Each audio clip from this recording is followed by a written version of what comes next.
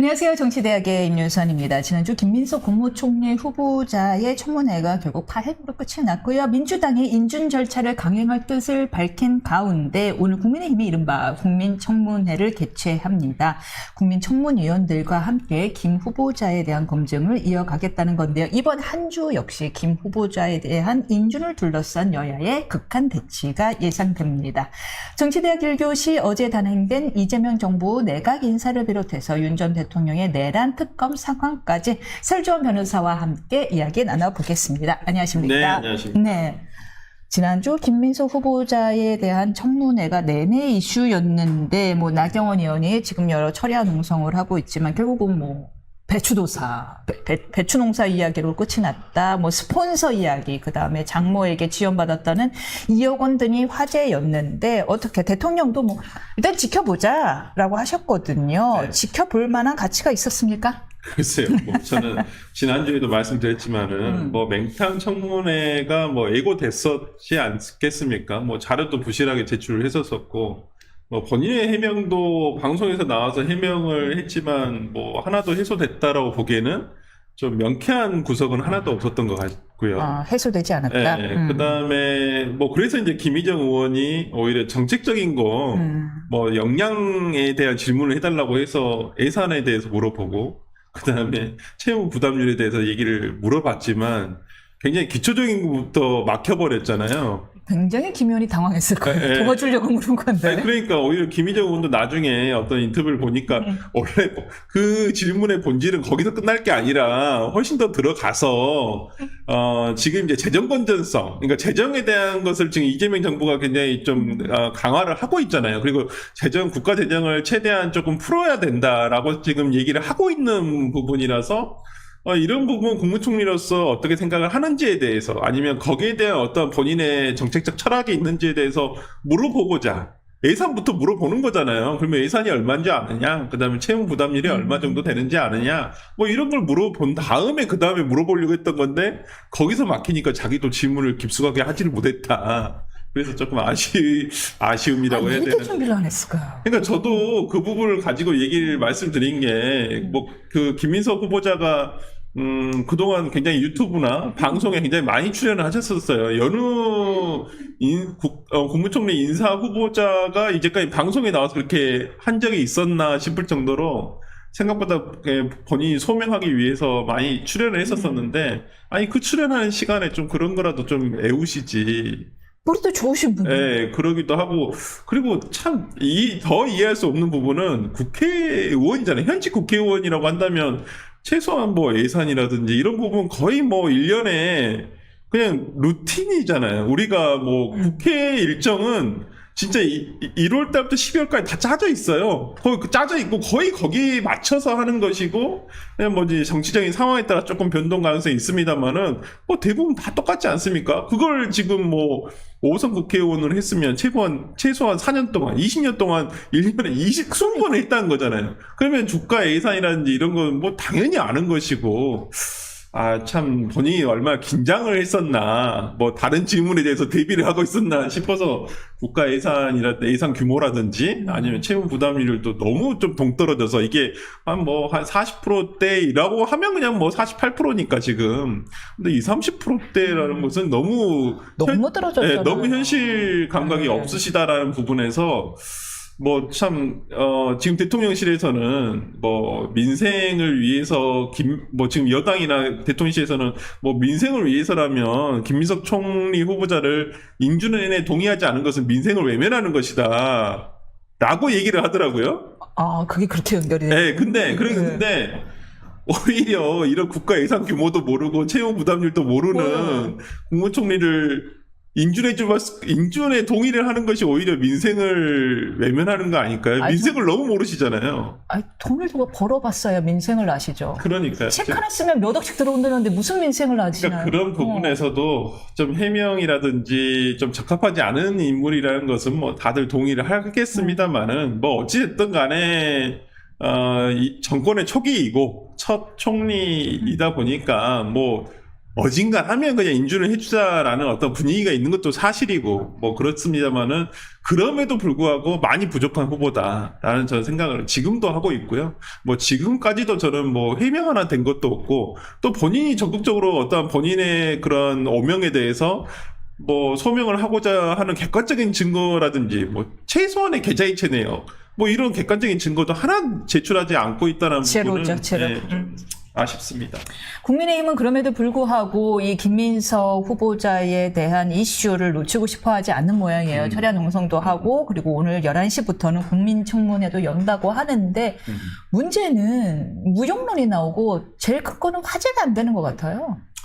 그러니까 지금 뭐 이렇게 지금 여러분들하고 그러니까 뭐 정치에 평론을 하시는 여러분들하고 얘기를 나눠봐도 지금 국민의힘이 답이 없어요. 그러니까 뭘 할 수 있는 조금 예를 들어서 정말 좀 뭐 싸워야 된다는 것이 무조건 강경투쟁을 해라라는 것은 아니에요. 어떤 조금 이런 이번 청문회에서도 좀 보여줬다시피 솔직히 뭐 주진우 의원이라든지 김희정 의원 외에 어떤 좀 다른 의원들의 정말 송곳 같은 질문이라든지 어떤 국민들의 화제를 환기시킬 만한 내용은 없었다는 거예요. 그런 부분은 너무 아쉽다는 거죠. 그러니까 준비를 이제는 뭐 장애 투쟁을 한다거나 정말 뭐 나경원 의원님처럼 뭐 단식 투쟁하는 것도 좋습니다만은 단식 투쟁 철야 농성. 철야 농성 그분은 뭐 이렇게 우유 주사 맞으면서 철야 단식입니다 주장은 안 하세요. 그냥 네, 드시면서 하고 계세요. 다 좋습니다만은 네. 지금은 오히려 의회 내에서 뭐 보여줘야 될 부분들을 훨씬 더 많이 보여주는 게 오히려 국민들로부터 민심을 다시 환기시킬 수 있는 방법이 아닐까. 지금 보면 국민의힘 의원들에 대한 어떤 모습을 보면요. 국민들의 평가를 보면 일단은 좀 관심이 없으세요. 특히나 보수 지지층에서도 이게 왜 지지율이 떨어지냐면 보수 지지층 자체가 뉴스나 관심을 안 둡니다. 안 봐요? 일단 선거 맞네. 자체를 저버렸기 때문에 어찌 보면 선거라는 거, 특히나 대선이라는 것은 가장 높은 열기를 보여준, 집중도를 보여주는 건데 거기서 일단 목표가 무산돼 버리면 더 이상 관심 두기는 어렵거든요. 그에 반해서 지금 민주당의 지지율이 높은 것은 당연히 진보 지지층으로서는 정권을 다시 찾아왔고 또 3년 동안 계속 그렇게 염원해 왔던 일들이 이루어졌거든요. 그러면 계속 어떤 관심을 두기 마련이기 때문에 저는 지금의 어떤 이 지지율의 차이는 관심도의 차이라고 봅니다만은 어찌됐든 간에 그렇더라도 국회의원은 일을 해야 되잖아요. 지금 야당의 역할을 해야 된단 말이에요. 근데 야당의 역할을 제대로 못하고 있다는 부분이에요. 뭔가 단합되지도 않고 그렇다고 한다면 뭐 지금 뭐 국민의힘에서 예를 들어서 뭐 뭐든 다 지적을 할 수가 있어요. 김민석 후보자 매우 부족하죠. 거기에 대해서 지적을 하는데 예. 지적을 하는데도 불구하고 그러면 반대편에서 뭐라고 얘기하냐면 야 내란 동조하는 당이 너희들이 무슨 자격이 있어 이 말 한마디예요. 너희들이 뭐 내란에 동조해놓고 더 이상 이런 지적질을 할 수가 있어? 그거보다는 나아 이런 식으로 얘기를 한단 말이에요. 그러면 최근에 국민의힘에서도 대선 패배의 원인을 찾으려고도 굉장히 노력을 많이 하신다는 것도 알고 뭐 어떤 토론회도 열지고 노력하고 있대요. 네, 뭐 토론회도 여셔가지고 여러 의원님들도 부르시고 또 외부에 있는 뭐 정치를 전문적으로 평론하시는 분들 그다음에 교수님들 불러다가 뭐 간담회도 하시고 하시더라고요. 저는 그런 노력 좋다고 봅니다. 그리고 본인들의 인식과 전문가들의 인식이 다르다는 것도 조금 아실 수 있는 상황이라고 보고 그렇지만은 지금은 그런 노력을 하는 것도 중요하지만은 국민들한테 보여지는 것은 지금은 어찌 보면 인사청문회 시즌이잖아요. 정부의 초기이고 지금 내각 인선이 전부 다 발표가 되고 있고 여기에 연이어서 하기 때문에 저는 이런 인사청문회에서 물론 인사청문회에서 뭐가 불거지더라도 지금 그냥 뭉개고 가는 것이 여당의 뭐 상황이기 때문에 그렇다도 치더라도 야당으로서 국민의힘 의원들이 아직도 여당 의원인 줄 알고 착각하고 있는 분들도 굉장히 많으시고 여기에 대해서 정말 그 송곳 같은 질문을 못 하시는 분도 너무 많다. 좀 준비 좀 해줬으면 좋겠다라고 생각이 좀 많이 드는데 정말 준비를 하는 사람 몇 명 안 되고 뭐 주진우 의원이 뭐 모든 청문회에 다 들어갈 수 있는 것도 아니잖아요. 그러니까 저는 개인적으로는 주진우 의원이 잘하고 있다고 봅니다만은 다른 의원님들도 그런 역량이 없다라고 생각하지 않아요. 충분히 하실 수 있다고 보고 그리고 뭐 의원 개개인 혼자 할 게 아니라 인사청문회가 각 상임위별로 다 열린다고 한다면 저는 어떤 상임위에서 뭐 안 되지만은 팀플레이가 좀 필요하다라고 좀 보여요. 그러니까 많은 분들이 지금 지적을 하고 있습니다만은, 과거에 뭐, 김대중 대통령이 되시기 전에 야당의 대표로서 당시 평민당 80석이었어요. 80석이었지만 정말 많은 역할을 했었거든요. 훨씬 다수당이 당시의 여당의 민정당이라든지 뭐 이런 당에 비해서 꿀리지가 않았단 말이에요. 그렇다고 한다면 지금의 107석을 가지고 있는 국민의힘이 단순히 뭐 개헌 저지선을 할 수 있는 것 외에는 없습니다만은, 그렇다 손 치더라도 의원 개개인의 어떤 그런 역량을 보여줌으로써 지금의 보수 지지층의 어떤 눈길을 다시 한번 끌어올 수 있는 기회가 돼야 되는데, 지금 국민의힘 의원들이라든지 국민의힘 전체적으로 너무 무기력한 모습만 보여준 것은 아닌가 싶어서 조금 많이 아쉽고, 좀 분발을 진짜 촉구하는 바입니다. 분발을 촉구한다. 지금 저도 딱 하고 싶은 단어를 말씀해 주셨는데, 단체 무기력에 빠져 있다. 이게 사실은 얼마 전 윤 정권의 막판까지도 그때부터 시작된 무기력이더라고요. 이미 이제 뭐 이쪽 이제 민주당 입장에서야 우리가 정권에 맞서 윤 정권의 폭압에 맞서 싸우려면 어쩔 수 없다 하면서 다수당으로서 할 수 있는 권한 행사를 150% 보여주지 않았습니까? 그러다 보니까 국회의원으로서 할 수 있는 게 아무것도 없다. 상임위에 가도 할 수 있는 게 없고 아무것도 없고 권한도 안 주고 위원장도 안 주고 가만히 앉아있다가 오는 것밖에 없고, 심지어 지역구 활동도 못한다. 왜? 툭하면 상임위를 여는 바람에 올라오면 근데 결국은 숫자 노름이고 올라오면 숫자 노름이고, 협의와 협치는 사라진 상황에서 이분들이 단체로 무기력에 빠져 있는데, 심지어 이제는 여당 의원이라는 지위조차 뺏겼어요. 그러니까 더더욱이 아무것도 안 하고, 우리 당의 주지훈 의원 혼자 싸우고 혼자 공격당하고, 아이고 나는 저 판에 가고 싶지 않다라는 마음이 드는 거예요. 그러니까요. 참 이게 정말 새로운 경험을 하게 되는데, 인사청문위원을 청문을 하고 있는 거예요. 아니, 이 검증을 하고 있는데, 뭐 판사가 불리한 판결하면 판사 공격하고요. 네. 검사가 불리한 수사하면 검사 공격하고. 이제 그걸 개혁이라는 이름으로 덧붙여가지고 이제 포장 씌워서 지금 하고 있는 게 지금 민주당이라고 생각을 합니다만은, 정말 처음 보는 풍경인데, 뭐 저는 이런 것들이 영원하지는 않을 거라고 생각합니다. 분명히 부메랑이 돼서 민주당에 되돌아갈 거라고 생각을 하고, 나중에 민주당도 여기에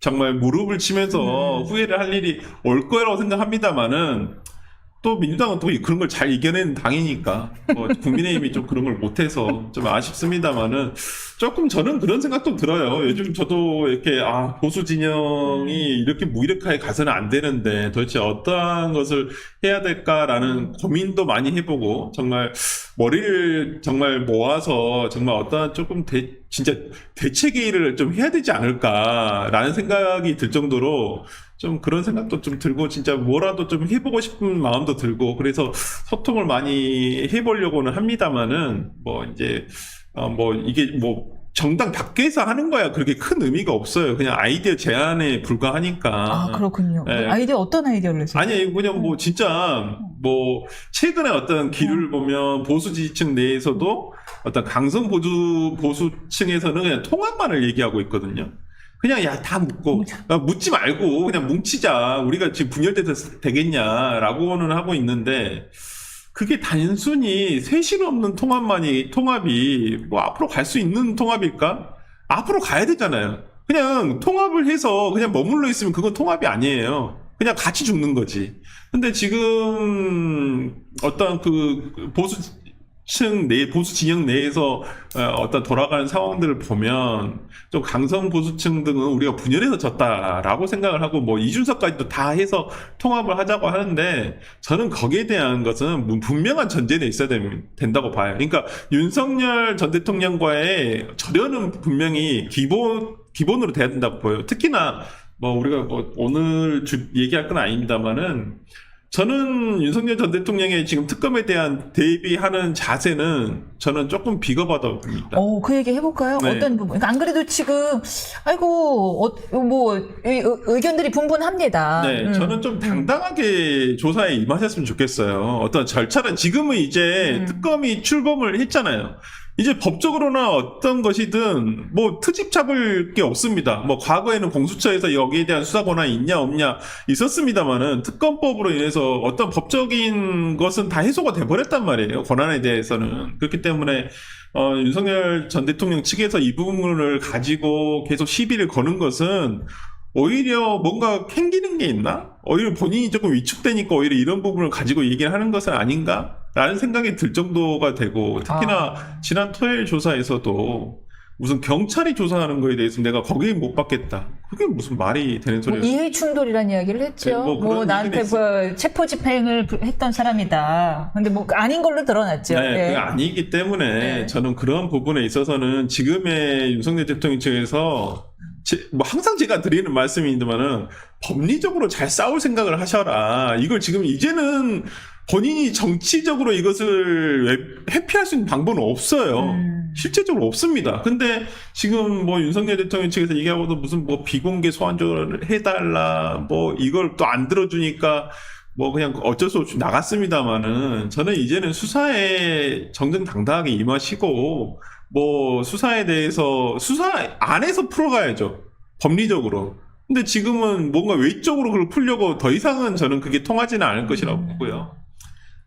저는 그런 부분에서는 윤 대통령이 오로지 혼자 그 부분을 극복을 하셔야 될 부분이라고 생각을 하고, 이제는 이걸 정치적으로 서로, 뭐, 국민의힘에서도 마찬가지고, 그 다음에 윤 대통령 측에서도 국민의힘을 더 이상 이용하려 들어서는 안 된다.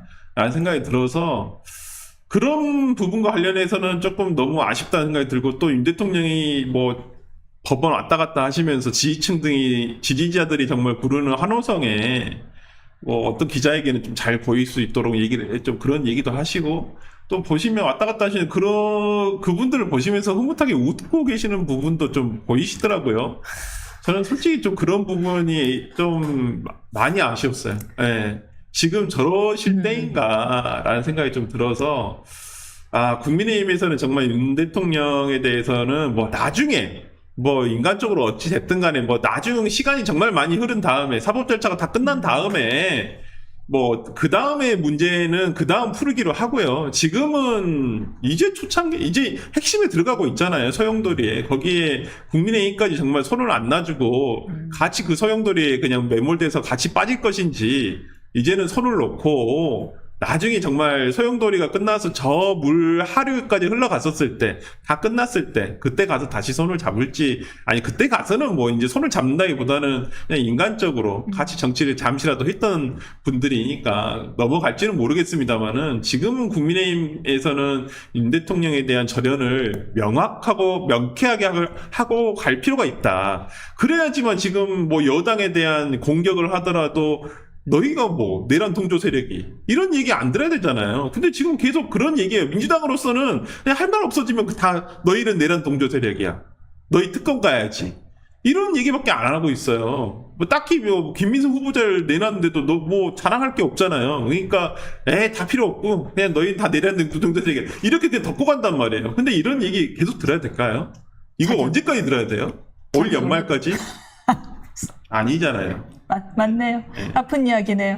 자격을 회복해야 된다. 근데 윤 전 대통령 진짜 출석하면서 어쨌든 간에 나라를 이 소용돌이 안에 집어넣은 건 본인이잖아요. 그렇다면 최소한 출석하면서 아무리 본인 속 억울한 마음이 있고 내란죄는 뭐 이거는 과한 죄 적용이다라는 뭐 억울함이 있을지언정 유감의 말씀, 사과의 말씀 정도는 좀 국민을 향해 했으면 어떨까 하는 생각이 들어요. 저도 그런 생각이 들고요. 본인은 아직도 잘못했다고 생각하지 않나라는 조금 그런 생각까지도 들더라고요. 본인은 그런 생각 안 하시고 계시나? 오히려 진짜 밖에 있는 사람들만 그냥 애달퍼가지고 그냥 이렇게 하는 건가? 아니, 박근혜 대통령이 본인이 잘못했다고 생각해서 그 포토라인 앞에서 유감입니다라는 이야기를 했겠느냐고요. 그렇게 해서 내가 그래도 대통령으로서의 품격, 그래도 내가 보수 정치를 망가뜨린 거에 대한 미안함 이런 때문이라도 유감 표시는 좀 해주셨어야 되는 거 아닌가. 맞아요. 그래서인지는 모르겠지만은 박근혜 대통령에 대해서는 모든 이제 사법 절차가 끝나고 그냥 지금 자연인으로 돌아가서 오히려 지금은 손을 잡고자 하는 보수 진영의 정치인들이 아직까지도 있잖아요. 그러니까요. 근데 그런 모습은 어떤 모든 절차가 다 끝났기 때문에 저는 이루어지는 것이라고 생각을 하거든요. 그래서 아직까지도 거기에 대한 뭐 정말 잘못하셨죠. 박근혜 대통령 잘못하신 건 맞아요. 어떤 주변 측근을 잘 관리를 못해서 어떤 정말 탄핵에 이르기까지 된 것은 뭐 분명히 잘못하신 부분이지만은 그렇더라도 어떤 지금 생각에 돌이켜 보면 뭐 정말 탄핵까지 갈 일이었었나라는 생각도 하신 분도 많으시고 네. 또 그의 정치적인 역량도 아직도 있으신 분도 있기 예. 때문에. 뭐 지금은 좀 그렇게 도움을 받기도 하고 아직도 찾기도 하고 그렇습니다만은 저는 어찌됐든 간에 지금 윤 전 대통령이 지금 사법 절차에 있어서 수사 과정에서 보여주는 모습은 글쎄요 그렇게 지금 보수 진영 전체적으로 봤을 때도 그게 좋은 모습은 아니다 제가 생각합니다. 사실 내각 인선 이야기를 해볼까요? 사실 내각 인선 이야기를 하는 게 이것도 맹탕이라는 느낌까지도 듭니다. 우리가 얘기한들 여당은 어차피 통과시킬 때고 야당은 아무것도 못하고 있을 때고. 그러니까 뭐 어차피 이제 진짜 비난을 해야 될 것은 막지는 못할 거라 임명을 막지는 못할 거라면 그냥 하는 과정에서 뭐 임무 수행을 하는 과정에서 잘잘못이 있으면 좀 국회에서 그 부분은 항상 지적할 수 있는 부분이고 저는 뭐 결과로서 우리가 판단을 해야 되는 것은 아닌가라는 생각이 드는데 이번 인선이 이제 어느 정도 다 끝났습니다. 이제 어느 정도 다 끝났다고 보는데 두 자리 정도만 비었죠. 기재부랑 이제 그 국토교통부 장관만 좀 남아있고 나머지는 지금 거의 다 어저께까지 해서 전부 다 인선이 끝났는데 저도 약간 조금 의아한 부분은 네. 생각보다 현역 의원들이 너무 많다는 거예요. 그렇죠. 네. 40몇 프로예요. 역대 최고래요. 거의 진짜 누군가 뭐 송원석 원내대표가 얘기했다지 이거 무슨 의원내각제인가 싶을 정도로 근데 저는 이게 일장일단은 있다고 보여요. 예. 그리고 이제 이번 정부가 인수위 없이 출범하는 정부이다 보니까 빨리 내각을 구성해야 되는 면에서는 현역 의원들을 뭐 중용할 수밖에 없는 상황일 수도 있겠다. 왜냐면 빨리 청문회가 통과되니까. 뭐 청문회는 뭐 누가 들어와도 청문가는 되길 테지만 뭐 어찌됐든 간에 내년 저는 이제 두 가지 포인트라고 보여요. 제가 항상 강조하는 게 이재명 대통령이 얼마 전에 그 여야 원내대표 식사 자리에서도 그 얘기를 하셨다고 합니다만은 여당으로 흘러나온 얘기를 합니다만은 선거는 이기고 봐야 된다. 라는 말씀 하셨다는 거 아니에요. 선거는 이기고 봐야 돼요. 그만큼 이재명 대통령은 선거에 진심인 사람이에요. 그러면 지금 다음 선거가 뭐예요? 내년에 지방선거예요. 지금 내년 지방선거를 포석에 두고 지금 인선을 다 한 거예요. 그렇군요. 그렇죠. 그러니까 정성호 법무부 장관 모르겠습니다. 뭐 경기도지사 가실지 안 가실지 뭐 최근에는 뭐 이번 법무부 장관이 되시면서 이제 경기도지사는 조금 멀어진 거 아니냐라는 얘기가 있기도 하고 그러면 이제 아마 이 다음으로는 국회의장 쪽으로 가시지 않을까라는 저는 생각이 들어요. 워낙에 다선이시죠. 네, 5선 의원이시니까. 그래서 어쨌든 간에 내년 지방선거를 포석에 둔 이번 내각 구성이라고 저는 보고요. 그렇다고 한다면 내년 지방선거도 참 국민의힘이 쉽지는 않겠다라는 생각이 들고 왜냐하면 지금 대통령실과 내각과 전부 다 뭐 한다면 대부분 다 나갈 수 있는 사람들이거든요. 뭐 가장 일례로 비서실장인 강훈식 의원부터 충남도지사 선거 나갈 거고요. 그다음에 정무실장인 우상호 의원도 강원도지사 나갈 거고요. 지금 뭐 많죠. 그렇기 때문에 저는 그러니까 권오을 의원은 뭐 경북도지사나 대구시장. 전재수 의원은 너무 명확하게 드러났고요. 부산시장 선거 나가라고 네. 돼 있는 거. 그러니까, 지방 권력까지 모든 걸 다 하게 되면 거의 총선, 대선, 지방선거까지 트리플 크라운이 되는 것이니까. 아마 저는 이재명 대통령이 굉장히 정말 명확하게, 국정 운영하고 있다. 그렇다면 여러 가지로 영악하네요. 일단 이게 현명하신 거네요. 지방선거도 포석에 두지만 또 일단 일견 정성호 의원이나 윤호중 의원 그리고 봉호 민정수석 주변에서 이제 반대가 있었음에도 불구하고 검찰 출신을 또 민정수석 앉힌 것 등이 사뭇 조금 온건주의고 실용주의다라는 평이 있습니다. 그러니까 예. 뭐 야당 대표 시절이나 그때는 또 지지층의 마음을 얻어야 되니까 선거는 이겨야 되니까 강하게 강성 발언을 하는데 실제 운영을 해보면 그러니까 지난 문재인 정부 때 실패 원인은 어느 정도는 조금 학습이 된 것 같아요. 그러니까 조국 수석이라는 교수 출신의 어떤 검찰을 왜냐면 이제까지 민주당 정부에서는 법무부 장관도 검찰 출신을 잘 안 앉혔거든요. 기본적으로 검찰에 대한 불신이 있었기 때문에. 그러네요. 추미애 장관이 예. 박범계 장관이라든지 그 다음에 예전에 또 노무현 정부 때 있었던 누구죠? 강금실 장관이라는 대부분 법조계라고 하더라도 판사 출신을 법무부 장관으로 앉힌 경우들이 많았었는데 예. 실제 또 보수 정부 정권에서는 대부분 검찰 출신들을 예. 많이 기용을 했었거든요. 저는 이번에 근데 과거 전 차장, 대검 차장이었죠. 그분이 윤석열 검찰총장 될 때만 하더라도 거의 1순위였었어요. 검찰총장. 네, 검찰총장 거의 차기 검찰총장으로 뽑혔었고, 당시에도 평가가 나쁘진 않았었어요. 그러니까 진보 정부 내에서도 그냥 무난하다. 그리고 이제 검찰을 잘 장악할 수 있다. 왜냐면 검찰에 대해서는 뭐 수사를 잘하든지 아니면 인성이 좋든지 조직 장악력이 좋든지 뭐 이런 어떤 평가가 있어야 되는데 법무부 차장은 그래도 기획통이기도 하면서 그러면서 어찌 보면 조직 장악력이 어느 정도 있다. 그리고 검찰의 내부를 파악할 수 있다.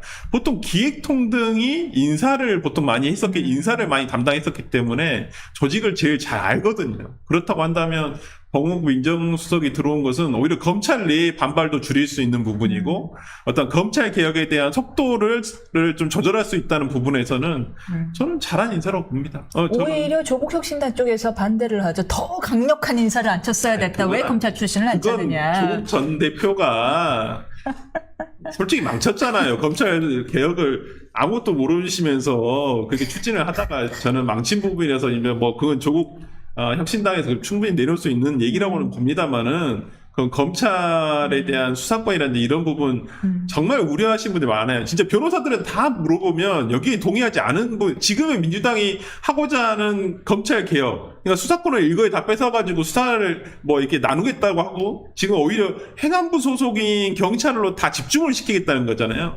이게 정말 나중에는 큰 문제가 발생할 거라고 생각합니다. 실제적으로 저는 진짜 우려가 크거든요. 개인적으로는. 뭐 변호사님도 훨씬 잘 아시겠지만. 그렇기 때문에 법무부 민정실장이 옴으로써 이런 그 개혁을 해야 된다는 거에 저도 동의를 해요. 그렇지만은 어떤 이런 속도라든지 그 다음에 이 분야를 어떻게 나눠서 할 것인지 이런 부분에 대해서는 조금 조정이 필요하다고 저는 보입니다. 윤호중 의원 같은 경우도 이제 행안부 장관 이제 경찰 그쪽에 이제 수장으로 가시지만 사실 이분들 이렇게 강경한 분은 아니어서 살짝 오나 한쪽에 가까워서 어떻게 보면 원내대표 시절에도 오히려 뭐 진짜 뭐 소위 말 깃달로부터 수박 소리 들을 만큼 뭐 그런 만큼 근데 이분이 그런 분은 아니거든요. 실제적으로 그러니까 이 깃달로 대표되는 그분들이 너무 강성이다 보니까 조금의 어떤 그 의회주의자로서 협치를 주장하는 사람들 다 수박으로 몰아버리고 있어요. 근데 아니 바보시라니까요. 깃달분들이 착각하시는 게 뭐냐면 이재명 대통령은 그런 사람이 아니라니까요. 정무실장으로 우상호 의원을 제일 먼저 기용을 했어요. 소위 왕수박이라고 하는. 왕수박. 근데 윤호중 의원도 마찬가지예요. 그러니까 기본적으로 그러니까 이재명 대통령은 실용주의자예요. 기본적으로 일을 잘할 수 있는 사람을 자기 기준에서 그런 사람들을 기용이다 쓰는 것이지 절대 무슨 강성 발언을 많이 한다 해서 자기가 좋아하고 그렇지 않습니다. 기본적으로. 그러니까 저번에 국회의장 선거 때도 추미애 의원이 훨씬 더 깃달들이라고 하는 강성 지지층에서는 훨씬 더 앞섰죠. 하지만 우원식 의원 손들어주는 건 우원식 의원이 훨씬 더 잘할 수 있으니까 의회를 잘 운영할 수 있을 거라 생각하니까 라고 하는 거예요. 그러니까 뭔가 좀 깃달들이 이재명 대통령을 너무 과대 평가를 하고 계시는지는 모르겠지만은 강성의 이미지만을 가지고 있는 사람은 아니다. 그러니까 뭐 아까 그래서 제가 영악하다는 말을 쓰는 거예요. 나쁜 의미에서가 아니라 정말 영리하고 정말 상대방으로 하여금 국민의힘으로 하여금 정말 이걸 어떻게 반대하기도 뭐하고 그렇다고 막상 찬성하기도 뭐한 애매한 포지셔닝을 만들어주는 입장을 만들어주는 게 상대방 입장에서는 제일 곤란한 거예요. 근데 그걸 제일 잘하고 있는 사람이 지금 이재명 대통령이죠. 주말을 계속 뜨겁게 달궜던 뉴스 이야기로 한번 마무리를 지을까 하는데 그 6억 원 담보대출 규제가 전례 유례 없는 왜냐하면 그간은 뭐 금액이나 소득 수준에 따라서는 제한이 있었지만 그래도 그냥 모두 통틀어서 너가 현금이 100억이 있든 없든 네가 100억짜리를 사든 말든 어쨌든 6억 원 이상은 대출 못 해줘라는 전례 없는 규제를 했는데 이제 문제는 변호사 설주환 변호사께 여쭤보겠습니다. 문제는 이게 27일에 발표가 되고 당장 내일부터가 돼버렸거든요. 이렇게 되면은 계약서를 쓴 사람들이야 예외지만 계약을 체결하기로 하고 가계약금만 줬다거나 혹은 대출 전산을 아직 등록이 안 됐거나 이 사람들은 갑자기 6억 원 그 제한에 걸려버려 갖고는 계약을 다 취소하는 그렇죠. 그럼 불상사를 받게 되는 거예요. 없게 돼버리죠. 이게 지난 주중에 나온 게 아니라 그 금요일 정도에 발표가 돼버려가지고 뭐 그래서 이제 반차 쓰고 뭐 그냥 얼른 지금 부동산 중개업소로 달려간다라고 얘기가 나올 정도로. 그러니까 27일에 발표가 났는데 그게 금요일이었어요. 당장 내일부터 그럼 28일이에요. 은행 업무 시간이 아니잖아요. 그러니까 이게 문제가 뭐냐면 잠깐 제가 길게 설명을 드리자면은 이게 예외가 있어요. 하지만 이미 계약서를 썼거나 대출 신청을 해서 전산 등록이 된 사람은 그 6억 원 이상의 대출을 받도록 해줄게. 그거 안 한 사람들은 무조건 6억 원 대출 제한에 걸리는 거야 라고 해버렸거든요. 그랬더니 누가 걸리냐면 가계약금만 낸 사람들. 예컨대 토호제 구역에 있는 사람들은 가계약금만 냈죠. 왜냐하면 허가가 아직 구청으로부터 그렇죠. 안 왔기 때문에. 두 번째, 그 다음에 대출 신청을 했는데 은행원이 잠깐 금요일에 반차 내고 놀러 갔어요. 그래서 월요일에 전산 등록할게요. 근데 전산 등록이 안 된 사람들은 갑자기 불똥이 확 튀어버린 거죠. 네. 그러니까 실제 필요한 실수요자 입장에서는 정말 억울한 경우가 생길 수밖에 없다라고 생각하고요. 그러니까 이게 규제 일변도의 정책이 단기적으로는 효과가 있을 수도 있다고 저는 보입니다. 그러니까 그게 단기라는 것은 불과 2, 3개월에 불과하다고 보여요. 근데 지금 2025년도에 제가 알기로는 서울시에 공급되는 민간 분양이 하나도 없어요. 한 채가 없어요, 한 채가. 어떻게? 이게 그냥 아파트라는 게 당장 뚝딱 지어서 낼 수 있는 게 아니잖아요. 최소한 뭐 5년, 뭐 빨라도 3년 이상이 걸리는 건데, 지금 2025년도에는 아예 없습니다. 내년부터 조금씩 생기기 시작합니다. 이것도 한 3, 4년 전에 이미 시작된 건데, 이제 분양이 되기 시작하는 거거든요. 그렇기 때문에 지금, 올해를 어떻게 버티냐가 아마 이 정부에서도 상당히 문제가 있을 거라고 보여요. 그래서 단기 처방으로서 지금 6억 원 이상 대출 제한을 해놓은 건데, 실수요자 입장에서 이게 지금 문제가 생기는 거죠. 특히나 아까 말씀하셨듯이 가계약금을 걸어놨는데 이거 6억 원 막혀버리면 나는 대출이 이거 가지고는 도저히 이 집을 뭐 살 수가 없다라고 해버린 경우는 할 수 없이 계약금 포기해야 되는 상황이 오거든요. 포기 정도가 아니라 우리가 사실 법적으로는 가계약도 그냥 계약금으로 보는 경우가 많잖아요. 그렇죠. 그래서 계약을 해지하는 쪽에서 위약금 2배를 물어줘야 된단 그렇죠. 말이에요. 물어줘야 돼요? 뭐 누구 책임이에요? 나 그게 궁금해. 그러니까 원래는 이제 매도인이 계약을 해제하게 되면 2배 보상을 해주는 거고, 이제 매수인이 계약을 해제하게 되면 이제 포기를 하고 나오는 건데, 이제 대부분 이 같은 경우 대출이 안 돼 버린다고 한다면 이제 보통 매수인이 포기를 하게끔 되죠. 이제 매도인 입장에서 뭐 어쩌겠느냐, 뭐 돈 들고 오는 사람한테 주는, 자기는 양도를 하고 싶은 건 사실이니까. 그래서 대다수의 계약금이 적지 않은 돈들이 들어갔을 거거든요. 뭐 가계약금을 해도 억단이에요, 다. 네, 가계약금이 아무리 뭐 하더라도 몇 천만 원 이상, 아니면 진짜 1, 2억은 뭐 서울 아파트가 워낙 비싸니까.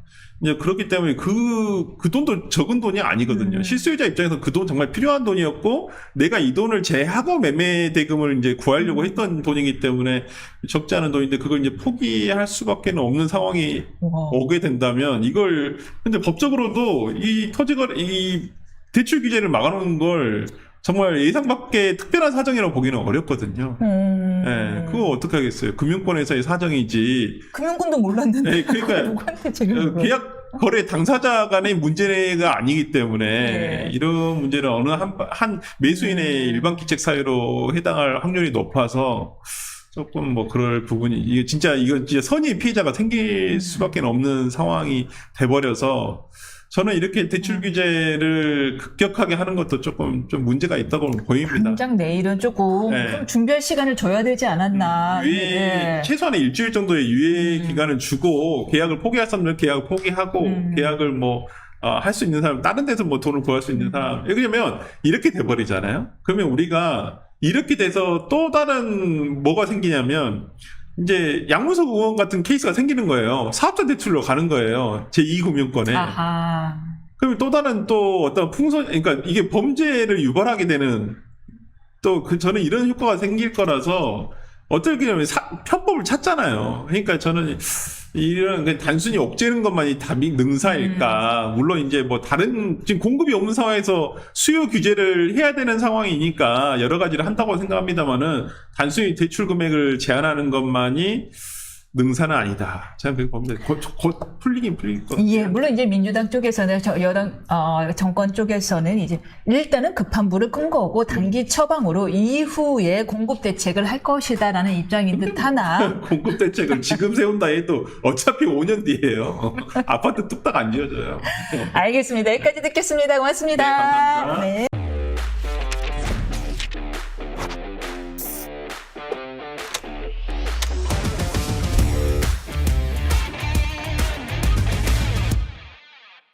정부가 지난주에 내놓은 전례 없는 주택담보대출 규제에 대한 파장이 상당합니다. 그래서 아까 토크에 이어서 계속 이야기해 볼 텐데요.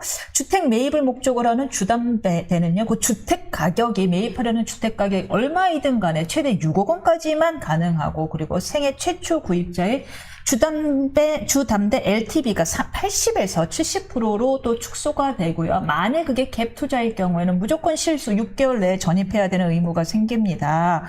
이 정도는 거의 초유의 수준이라고 하는데요. 정치대학 이교지 노정태 위원과 이 이재명 정부가 내린 부동산 급약 처방에 대해서 더 자세한 이야기 나눠보겠습니다. 조금 전에 설 변호사하고도 1교시에 네. 주담배 이야기하다가 딱 멈췄는데, 사실 2019년도에도 강력한 규제가 나왔어요. 그때 네. 문재인 정부 때 15억 이상, 주택 가격 15억 이상은 아예 대출 전면 금지였거든요. 그렇지만 뭐 14억 9천까지는 그래도 대출이 됐어요. 네. 근데 지금은 얼마든 간에 6억 원 이상은 절대 안 돼. 라고 얘기했는데 일단 총평부터 한번 좀 들어볼까요? 15억 이상 대출 금지를 해서 어떤 결과가 벌어졌죠? 현금 있는 사람만 사죠. 지금 강남 아파트에서 15억이 뭡니까? 그 이상 헐헐 날고 있죠. 지금 마찬가지입니다. 이런 식으로 규제를 하면은 이제는 6억이 이 미니멀 표준선이 될 것이다 라고 얘기를 할 수가 있어요. 그러니까 이게 지금 서울 집값이 이렇게까지 폭등해 있는 이유는 집을 여러 채 가지면 안 된다. 똘똘한 집 한 채만 가져라 라고 하니까 다들 그 똘똘한 한 채를 찾아가지고 쏠리면서 내가 이거를 가질 수 없고 지금 갖지 못하면 앞으로는 더더욱 못 가질 것이다 라는 기대감이 형성되니까 이렇게 되는 거 아니에요. 그러면 부동산이라는, 그러니까 집이라는 게 어차피 사람이 어딘가 한 군데서 살긴 살아야 되니까 최대한 특히 대출 같은 규제를 최소화하고 일시적이고 임시적인 규제를 최소화하는 방향으로 나아가야 사람들이 언제건 살 수 있겠구나 라고 하면서 집 사는 걸 포기하겠죠. 근데 지금은 그게 아니라 정권 바뀌었어, 빨리 사야 돼, 집값 더 오를 거야. 이 위기감을 이렇게까지 확 부추겼으면 영향이 있을 겁니다. 오히려 위기감을 부추긴 꼴이다. 예. 이게 왜 어떤 점에서? 예.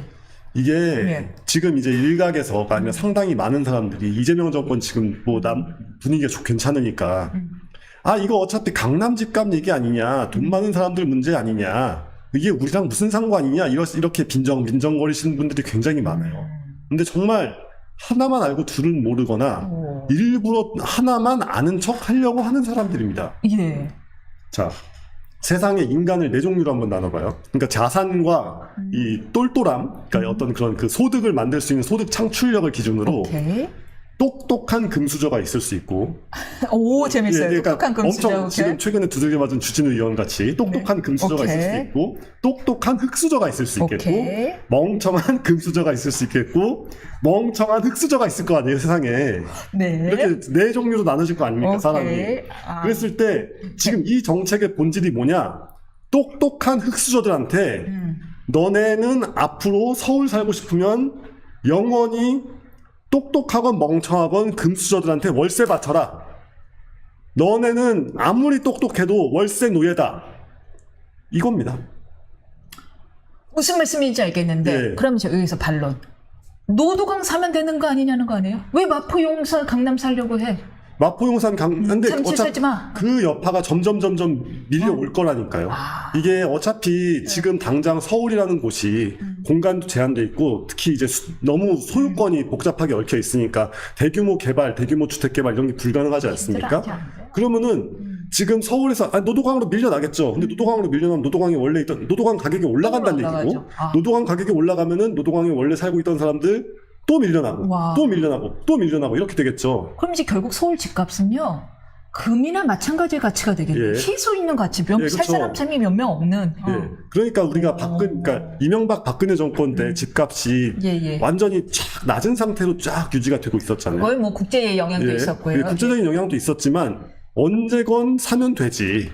뭐 사면 되지. 맞아. 나중에 사지 뭐. 돈 모아서 사지 예, 뭐. 잠깐 나중에 사지 뭐. 그 마음으로 다들 집을 안 사니까 가격이 안 올라가잖아요. 그렇죠. 근데 지금은 지금 안 사면 안 되라는 위기감 때문에 가격이 올라가죠. 지금 제가 이제 방금 전에 이것저것 보다가 제가 이제 개인적으로 친분 있는 어떤 국회의원 보좌관분이 야, 내가 지난 정권 때 직전에 집을 샀으니까 망정이지. 아니었으면 지금 나 대출 잘려가지고 이 집 못 샀다. 그렇군요. 예. 본인도 직업적으로 되게 훌륭한 사람이고, 이제 맞벌이에요. 맞벌이고, 전문직 맞벌이를 하는 그런 부분인데도 불구하고, 나 자칫했으면 서울 밖으로 밀려났다. 나 네 집 못 사고 김포에 살 뻔했네? 이런 얘기를 하고 있는 상황인데, 지금 이게 서양식 용어로 브라만 좌파. 사회적으로 높은 계층에 있고 이제 뭐 더러운 속세 일 같은 건 관여할 필요가 없는 우리 브라만 좌파들이 굉장히 한가한 소리를 하고 있어요. 이런 식으로 집값을 규제해버리면 이게 풍선 효과로 점점 밀려나면서 사람들이 결국에는 이제 근데 어쨌건 직주근접이라는 게 필요하니까 한없이 나갈 수는 없잖아요. 뭐 헬기를 타고 출근할 수 있는 것도 아니고. 그러니까 결과적으로는 이 사람들이 주택 구입을 포기하고 월세로 살게 되는데 특히 이제 최대한 직장이랑 가까이 붙어 있어야 되는 하루 24시간이 모자라는 전문직 부부가 있다고 가정을 해보자고요. 이 전문직 부부가 영끌을 해가지고, 전문직이니까 굉장한 능력자 전문직입니다. 그래서 한 6억을 그냥 풀로 대출을 받을 수 있다. 6억이 한 10억을 받을 수 있었다. 그래가지고 20억짜리 아파트를 살 수 있었고, 이 사람들은 눈에는 기준은 이 정도는 살아야 되는 사람들이에요. 그러면은 이 사람들한테 너넨 지금 6억밖에 못 빌려. 그러면 차마 그걸 못 빌린단 말이에요. 그랬을 때 내 삶의 질을 낮출 것이냐 그냥 월세로 갈 것이냐 이런 종류의 선택을 하게 되죠. 근데 사람이라는 게 어쨌건 우리가 열심히 일을 하고 열심히 사는 이유가 내가 생각하는 나의 삶의 질을 맞추려고 하는 거 아니에요. 그럼 이 사람들은 자산 형성을 포기하고 그냥 월세로 내가 원하는 삶의 라이프 스타일을 추구하게 되겠죠. 그러면 이 사람들은 지금 당장이야 행복하지만 나중에 가면 갈수록 이제 소득 능력이 떨어지고 그렇죠. 하다 보면은 이제 격차가 훅 벌어져서 똑똑한 금수저는 그렇다 치는데 자기 부모한테 뭔가 물려받은 게 있으신 그런 멍청한 금수저분들한테 계속 월세를 바치고. 근데 문제는 뭐냐? 어떤 나라가 좋은 나라다, 어떤 나라가 성장하는 나라다, 그러면 그 나라는 똑똑한 흙수저의 나라란 말이에요. 너무 맞는 말. 예. 그들이 맞아요. 지구상에 어떤 나라도 멍청한 금수저가 똑똑한 흙수저를 이기는 시스템을 만들어 놓고 성공한 나라가 단 하나도 있냐고요. 인류 역사상 통틀어서. 절대 없습니다. 왜냐? 가진 게 없는 상태에서 뭘 갖고 싶은 그 욕구가 나뿐만 아니라 내 주변 사람들을 끌어올리는 원동력이 되잖아요. 그렇게 해가지고 사회 전체가 우리도 한번 잘 살아보세요 하면서 일어날 때 그 에너지로 국가 전체가 발전하고 어떤 나라를 넘어서 인류가 그렇게 발전해 온 거 아니에요. 근데 그게 아니라 얘는 내 새끼고 내 새끼가 물려받을 게 많고 내 새끼가 물려받아야 되니까 나는 내 새끼한테 물려줄게. 근데 얘가 하는 짓을 보니까 띨띨해. 그러니까 가진 자에게만 유리하게 시스템을 만들어 놔야겠어. 라는 식으로 굴러가고 있는 순간, 그런 식으로 세상에 룰이 세팅되었다는 게 딱 느껴지는 순간 아무도 일을 안 합니다. 이게 구한말에 조선에서 벌어졌던 일이잖아요. 그래서 구한말 조선에 선교사들이 와가지고 보니까 조선인들이 아무도 일 안 해. 왜냐? 탐관 오리들이 그냥 막 착취를 해간단 말이에요. 그러니까 조선 말, 대한제국, 그 당시에 조선이 멍청한 금수저의 나라가 돼 있었는데, 이 조선인들이 어딜 가면 그렇게 달라지냐? 만주를 나가니까 그렇게 달라지더라. 왜냐? 만주는 조선 정부가 아니잖아요. 사실 거기가 약간 무정부 지대 같은 그런. 일 안 하면 살 수가 없으니까 머리 안 쓰니까. 일을 안 하면 살 수가 없고 일을 열심히 하면 그만큼 나한테 보상이 온다.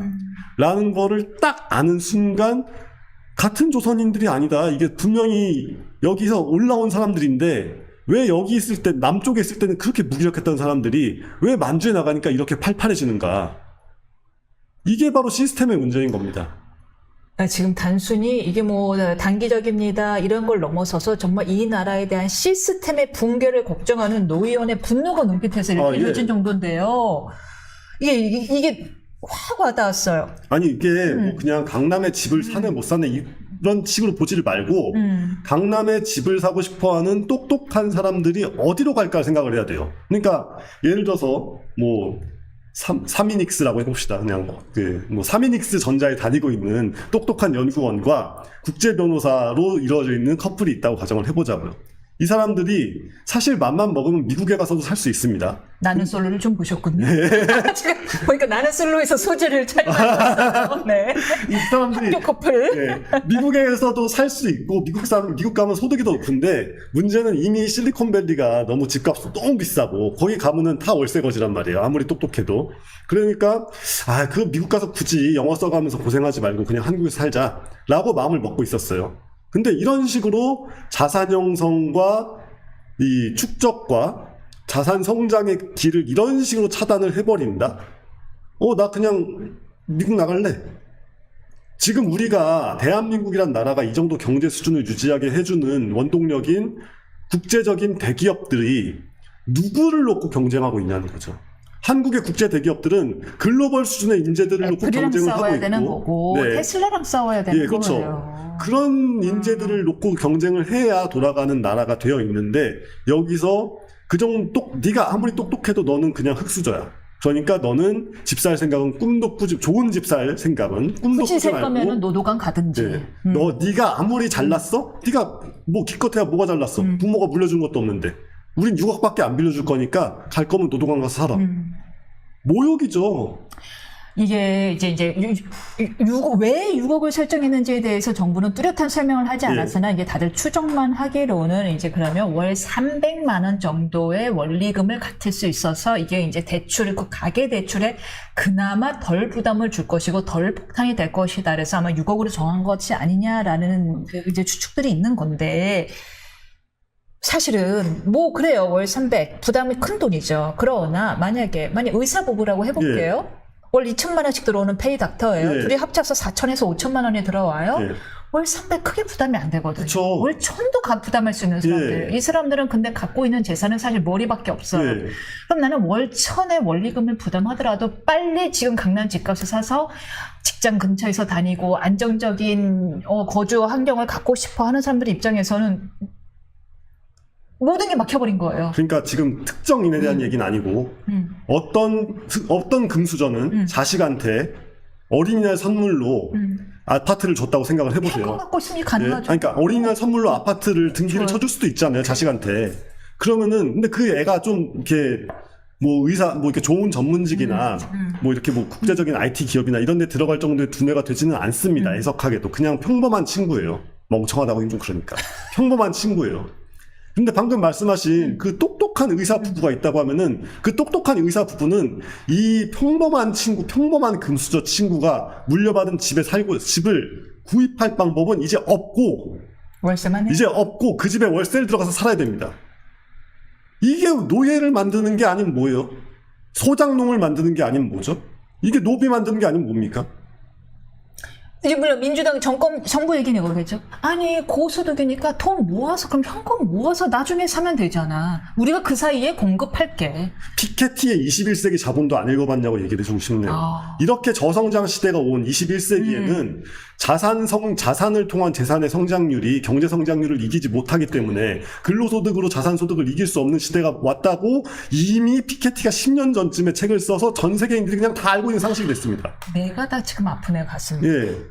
이런 식으로 시스템을 만들어 놓고 이게 국가 경쟁력이 멀쩡할 거라고 생각을 합니까? 아니 말이 안 되는 거예요. 그러니까 저소득층을 위한 주택 정책, 이 서민층을 위한 주택 정책 등등은 다 필요하고 다 좋은 겁니다. 그런데 이거를 이런 식으로 너희 눈높이의 상한선을 내가 그어줄게 라는 식으로 접근해버린다? 이거는 말이 안 되는 거죠. 그리고 본인들은 사기 대출 받아갖고는 사업자 대출 받아갖고 강남에 입사하고. 사기 대출 문제가 아니라 심지어는 출처 모를 현금이 생기는 분들이 내가 지금 돈이 없는데 아버지 장례식을 해볼까 이럴 수 있는 분들이 누구나 다 사적 채무를 끌어당길 수 있는 건 아니거든요. 누구나 다 그런 식으로 돈이 그냥 어디선가 현찰이 생기는 그런 사람들은 네, 있으면 안 되죠. 제가 누구 얘기를 하는 건지 잘 모르겠는데, 저도 얘기를 하면서, 그런 식으로, 설마 그런 분들이 있겠어요? 근데 그런 식의 관점을 가지고 있으니까, 자기네가 돈을 떳떳하지 않게 벌고 있으니까, 모든 돈이 떳떳하지 않다고 생각하고, 그러니까 모든 돈을 틀어막으려고 하는데, 자기네들은 이미 뒷주머니에 돈을 꽉꽉 수채받고 있잖아요. 이게 뭐 하는 행동입니까, 이게? 그러니까요. 방에 집에 꽉꽉 쌓아놓고 있는데 저 그때 생각이 나요. 저 고등학교를 제가 외고를 나왔잖아요. 예. 나 충주 출신이잖아요. 고등학교에 학교 죄송합니다만은 이게 서울과 지방의 이 수업의 질의 차이가 너무 크기 때문에 저는 서울로 올 수밖에 없었고, 서울로 와서 교육을 받은 거에 대해서 부모님께 그 기회를 주신 거에 대해서 부모님께 굉장히 큰 감사를 하면서 살고 있거든요. 네, 그다음 노무현 정부가 들어왔어요. 지방 애들이 자꾸 특목고를 가고 서울로 가는 거에 대해서 지방에서 입이 나온 거예요. 그러니까 어떻게 했느냐. 지방인재 유출이란 명목으로 지방에서는 이제 서울에 있는 특목고를 갈 수 없어 하고 막아버렸어요. 그게 누구를 위한 제도인가요? 그러니까요. 그게 누구를 위한 제도예요? 학생들을 위한다면 그러면 안 되는 거잖아요. 그게 사대를 걷어쳐버린 거죠. 전 이 주담배 6억 원 보면서 딱 그 느낌이 떠올랐어요. 이게 누구를 위한 제도예요? 그러니까 인권이라는 말을 우리가 생각을 해볼 필요가 있는데, 인권이라는 게 막 비참한 처지로 굴러떨어진 사람들을 보호해주는 그런 하방 방지식 인권이 있을 수 있잖아요. 이거는 누구가 반대하겠어요. 이건 인류 역사상 단 한 번도 반대한 적이 없는데, 문제는 민주당 분들이 생각하는 인권이라는 게 대체 어떤 이상한 그러니까 뭐 이상한 논리를 동원해서 똑똑한 사람들이 위로 올라가는 걸 막으면 인권이 보장될 것이다라는 생각을 한단 말이에요. 이게 지난 정권이니까 윤석열 정권에서 추진했던 낙수 의사가 어쩌고 공공의대는 윤석열 정부가 한 건 아니지만 의대 정원 갑자기 늘리고 막 이런 식으로 하는 것도 다 마찬가지 아닙니까? 니네가 의사야? 돈 많이 벌어? 얼씨구 그러면 어디 한번 얼마나 벌 수 있나 보자라고 하면서 숫자를 확 늘릴 필요는 있었지만 갑자기 2,000명을 확 늘려버리겠다. 이런 식으로 나오는 것 자체가 인간이라는 게, 인권이라는 게 내가 비참해지고 싶지 않은 방향의 인권도 있지만 내가 더 상승하고 싶은, 내가 더 향상되고 싶은, 고양되고 싶은 그것도 인간의 욕망 아닙니까? 근데 그 남의 욕망을 짓밟으면 대체 누구의 어떤 인권이 보장된다는 건지 모르겠단 말이에요. 사실 알고 있죠. 멍청한 금수저를 위한 정책입니다, 이게 다. 그리고 그 멍청한 금수저는 내 새끼예요, 다, 결국에는. 이번에 우리 어린이날 선물 같은 케이스만 봐도 알 수 있잖아요. 얼마나 아름다운 기본소득 이런 정책을 펴시는 분이 자식한테는 그분은 아니죠. 죄송합니다. 제가 좀 너무 많은 분들이 계셔가지고 그 정권에 좀 헷갈렸는데, 아무튼 어린이날 선물로 이렇게 집을 줄 수 있는 분들, 그렇게 어린이날 선물로 집을 받을 수 있는 그 어린이들, 이 어린이는 이제 앞으로 노력을 할 필요도 없고 똑똑할 필요도 없고 멍청할 필요도 없고 그냥 너무 해피한 삶을 살면 돼요. 누구의 힘으로? 똑똑한 흑수저들이 대같이 돼가지고 버는 월세로. 이게 나라 꼴이 이게 뭐냐는 거죠. 나라 꼴이 이게 뭐냐. 대통령실이 근데 조금 이례적인 반응을 내놨어요. 그거 우리 정책 아니다. 근데 이후에는 긴밀히 협조 중입니다, 소통 중입니다라고 얘기를 했는데, 이거 우리가 한 거 아닙니다라고 한 거 뭔가 캥기는 건가요? 캥기는 것 정도가 아니라. 근데 이건 이재명 정부의 약간 좀 앞으로 많이 벌어질 패턴 같은데요. 조폭 스타일입니다. 어떤 점이? 아니 부하가 칼질했을 때 보스가 내가 시켰다고 하는 거 본 적 있어요? 칼질. 대출 규제가 칼질이나 다름없다. 칼질이나 다름없죠. 흑수저들한테 등에 칼빵 딱 꽂았고, 그 다음에 보스는 모른 척하고 있는 겁니다. 지금 그나마 이제 좀 나가가지고 얘기를 한 게 호남 광주 타운홀 미팅 이런 거는 사실 그것도 마찬가지예요. 그러니까 이제 호남 사람들이 불만이 있으니까 이제 대통령인 나는 다 해주려고 그랬는데 니네 동네의 정치인들이 멍청해서 니네가 못 받아먹는 거다라고 하면서 호남한테 아무것도 안 해주겠다는 소리를 했죠. 지금 그러니까 이런 식으로 지금 인사해놓은 걸 보면은 국세청장을 민주당 국회의원을 앉혔잖아요. 제정신인지 모르겠는데. 이런 식으로 자기네 밑에 칼잡이들, 나쁘게 말하면 칼잡이와 행동대원들을 대거 포진시켜 놓은 다음에 이재명 대통령은 되게 답지 않게 막 되게 점잖은 표정 짓고 막 이렇게 되게 여유 있는 태도를 막 과시하고 다닌단 말이에요. 하지만 우린 다 알고 있어요. 그 밑에 있는 사람들이 다 저지르고 다닐 걸. 무슨 짓을 할지도 다 알고 있어요. 근데 나는 욕먹지 않고 밑에 사람들은 하겠다. 이런 식의 역할 분담을 하는 겁니다. 그래가지고 대통령 지지율만 안 떨어지고 있으면 무슨 정책을 해도 괜찮을 것이다. 라는 식으로 아마 들어가고 있는 일사천리로 거죠. 진행이 되겠죠. 의원들이 지금 내각으로 다 들어가고 있으니까 예, 사실상 그러니까요. 의원 내각제니까요. 그리고 일사천리로 진행이 될 텐데 이에 대해서 비판의 의견도 있고 지금 워낙에 뭐 저기 준비 없이 그냥 진행이 되는 거기 때문에 빨리 그렇게 될 수밖에 없다. 이렇게 빨리 이렇게라도 빨리 진행되는 것이 낫다라는 의견도 있고요. 근데 빨리 진행되냐 마냐가 어차피 대한민국이란 나라의 국정의 연속성이라는 게 있는 나라고 굳이 손댈 필요가 없는 걸 빨리 손대지 않겠다, 그러니까 손대겠다고 하는 그런 의지가 없는 다음에야 네. 무리한 인선을 강하게 밀어붙일 필요가 없습니다. 아니 그렇잖아요. 이게 대표적인 게 물론 임기가 있으니까 어쩔 수 없는 거긴 하지만 한국은행장 같은 경우가 대표적이죠. 통화정책 그냥 뭐 정권이 어떻게 되건 유지를 해야 되는 거잖아요. 안정적이야죠. 통화정책 기본적으로 안정적이야죠. 그렇죠. 통화정책은 정부랑 싸우면서 정부는 돈을 풀라고 그러고 한국은행은 돈을 안 풀고 뭐 이게 기본 구도여야 되는 거 아니겠습니까? 이러면 그냥 쭉 가야 되는 게 맞는 거잖아요. 그래서 물론 역관제를 제대로 못한 거라고 비판도 가능하지만 윤석열 대통령 시절에는 문재인 때 사람들을 한꺼번에 막 다 물갈이하고 그러지를 않았잖아요. 그냥 뭐 냅둘 사람들은 냅뒀잖아요. 이게 좋은 건지 나쁜 건지는 모르겠지만 아무튼 그랬잖아요. 근데 지금은 굉장히 전광석화같이 이재명의 사람들로 빠바바바박 채워 넣어가지고 싹 물갈이를 일단 하겠다. 예. 그러면서 거기에 약간 그 스키다시 같이 고명같이 아니, 네. 고명이라고 하죠. 고명같이 윤석열 정권 시절에 장관 한 명을 유임시키겠다고 앉혀놔서 그걸로 욕바지를 시키고 욕바지. 예, 욕바지 시킨 거잖아요. 아 실용주의가 아니고요. 이거 아니, 어떤 면 중도 실용주의가 아니고요. 중도 실용주의라기보다는 예. 정말 조직 실용주의. 조직 실용주의. 예. 예, 아니, 정말 딱 그런 논리로 돌아갑니다. 그래가지고 변호사님이니까 잘 아시겠지만 그 공범 이론 중에 이렇게 그 조직 폭력을 다룰 때 그 공범 이론 그거 뭐였죠? 공동 공모 정범. 예, 예. 공동 공모 정범 같은 관계인데 사실은. 근데 그거를 아닌 척을 하기 위해서 이러고 있는데 지금 부동산이라는 가장 핵심적이고 문재인 정권까지 날려버린 그 부동산 정책을 이런 식으로 정권 초기에 폈는데 이게 과연 정권 초기의 힘으로 무마할 수 있는 건지 없는 건지 좀 지켜봐야 됩니다. 그러니까 지켜봐야 됩니다가 아니라 저는 그렇게 호락호락하지 않을 거라고 생각을 하고요. 예, 이게 이런 식으로 무리수를 두는 이 행보가 과연 옳은가 굉장히 좀 미지수라고 볼 수 있겠어요. 정말 세게 들으셔야 될 것 같아요. 단순히 6억 이상 대출을 못 받나, 6억 초과 대출을 못 받아야 대한 분노가 아니라 이것은 똑똑한 흑수저들이 위로 올라갈 길을 막는 시스템 붕괴의 시작이다, 시초다. 예. 결국 이렇게 구한말 조선의 모습이 보인다라는 이야기는 정말 많은 분들이 새겨 들어야 될 이야기가 될 것 같습니다. 네. 잠깐 그 내강 이야기가 나온 김에 마지막 질문을 드릴 텐데 탈원전 기조를 벗어나겠다는 의지 표명이다라는 해석에 나오는 인선이 있습니다. 바로 김정관 두산 모빌리티 전 사장이 산자부 장관 후보자로 갔거든요. 사실 이 김 장관 후보자 같은 경우는 원전기업 출신이에요.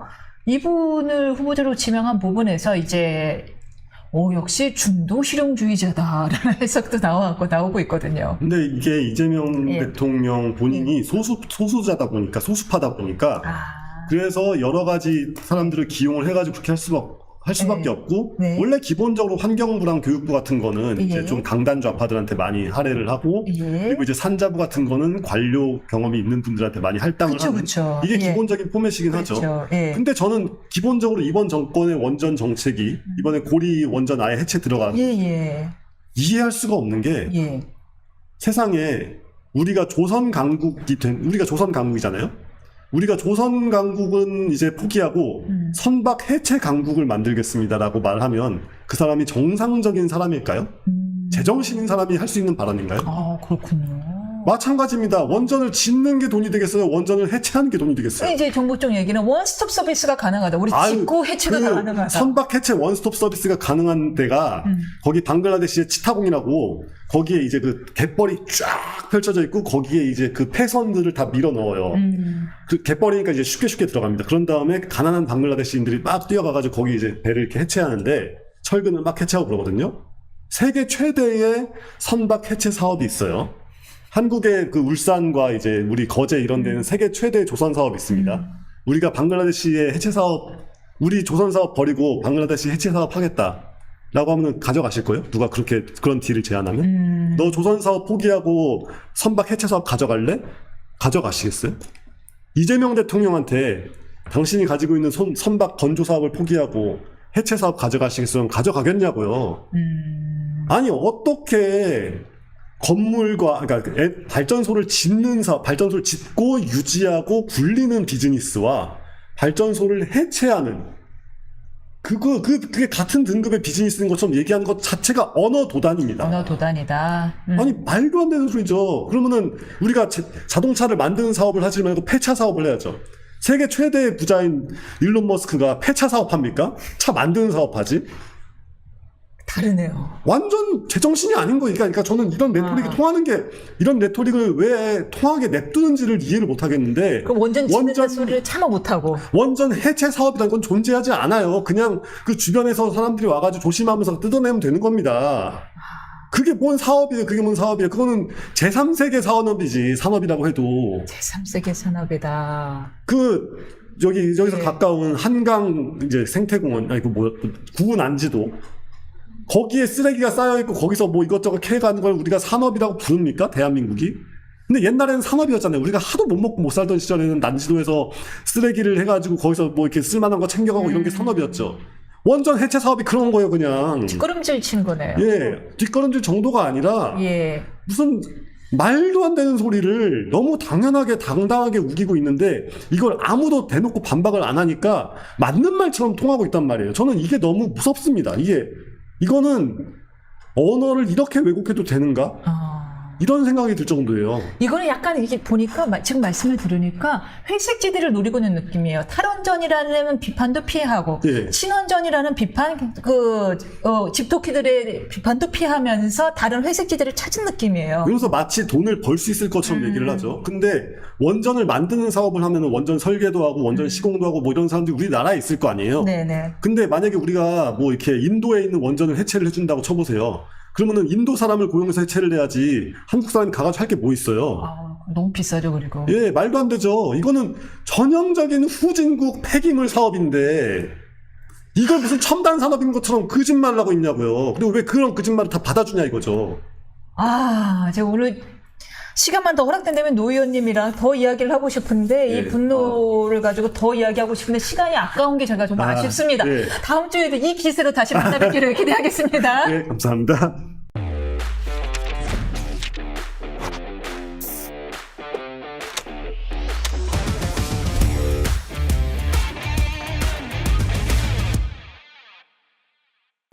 대통령의 연일 협치 얘기가 무색하게 민주당의 국회 독주는 더욱 속도를 내는 모양새입니다. 대통령의 추경 시정연설에서 소통을 강조한 바로 다음 날 핵심 상임위원장 4곳을 여당이 독식하는 단독 표결을 감행했고 야당이 법사위원장을 맡은 오랜 관행도 역시 지켜지지 않았는데요.